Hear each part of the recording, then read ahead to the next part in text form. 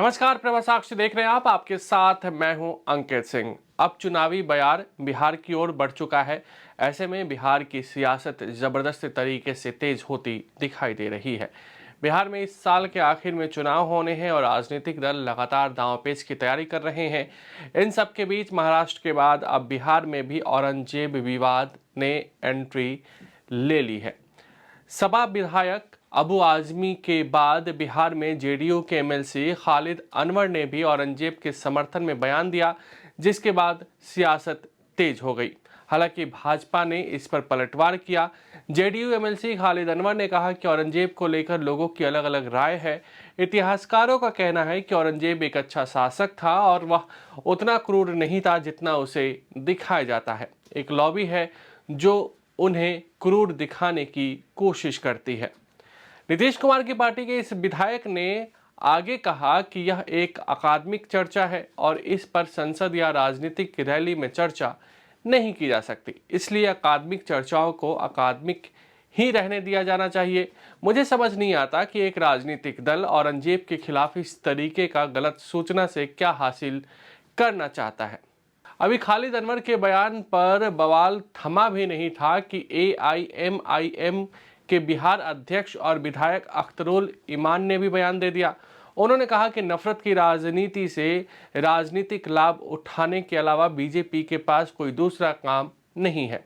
उन्होंने साफ तौर पे कहा कि औरंगजेब एक महान सम्राट थे। उन्होंने टोपियां सिलकर आजीविका अर्जित की। उन्होंने करदाताओं का पैसा अपने ऊपर इस्तेमाल नहीं किया, उन्हें यही दफनाया गया था। वह अंग्रेजों की तरह लूट कर नहीं गए, बल्कि उन्होंने इस देश की सेवा की। उन्होंने अफगानिस्तान से लेकर बर्मा यानी कि म्यांमार तक फैले भारत को एकीकृत किया और इसे अखंड भारत बनाया।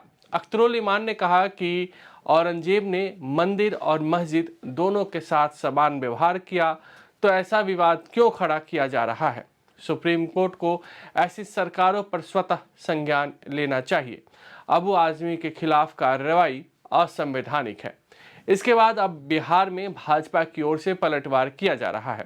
बिहार सरकार के मंत्री और भाजपा नेता नीरज कुमार सिंह बबलू ने कहा कि यह बेहद दुर्भाग्यपूर्ण और गलत है। औरंगजेब ने इस देश को लूटा, वह एक अत्याचारी के रूप में जाना जाता था, तो जिसने कहा उसके खिलाफ कार्रवाई हो।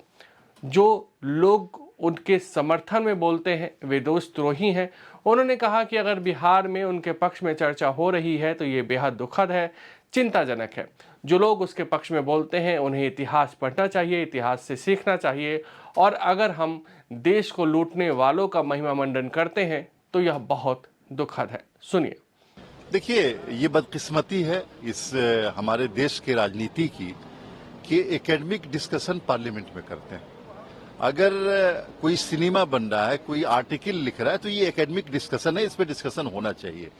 लेकिन जो औरंगजेब थे उनके बारे में लोगों की ओपिनियन अलग अलग है और जो हिस्टोरियंस हैं, बड़े हिस्टोरियंस, उन सब ने ये कहा है कि औरंगजेब एक अच्छा शासक था और उनको जिस तरह से जालिम बताया जाता है उतना जालिम नहीं था, बल्कि एक लॉबी है जो उनको जालिम बताने की कोशिश कर रही है। तो ये थ्रू आउट एक एकेडमिक डिस्कशन है, ये पार्लियामेंट के फ्लोर पे डिस्कशन नहीं हो सकता और किसी जो है ना पॉलिटिकल जलसे में नहीं हो सकता। तो एकेडमिक डिस्कशन को एकेडमिक रहना देना चाहिए। और औरंगजेब के बारे में इस तरह का दुष्प्रचार करके कोई पॉलिटिकल पार्टी क्या हासिल करना चाहती मुझे नहीं समझ में आता। एक राजा था जो चला गया, आप राजा हैं, हम राजा हैं, हमको बताना है कि हम देश को क्या देने जा रहे हैं। आप इस तरह का माने डिस्कशन नहीं होना चाहिए। देखिए, जो बोले हैं इस तरह का, ये काफी दुखद और गलत बात है। औरंगजेब ने इस देश को लूटने का काम किया। एक आताताई के रूप में औरंगजेब का नाम लिया जाता था, तो बोलने वाले पे कार्रवाई हुई। बिहार में चर्चाएं हो रही उनके पक्ष की, तो ये काफी दुखद और चिंताजनक है। जो लोग उनके पक्ष में बात करते हैं उनको इतिहास पढ़ना चाहिए, इतिहास से सीखना चाहिए।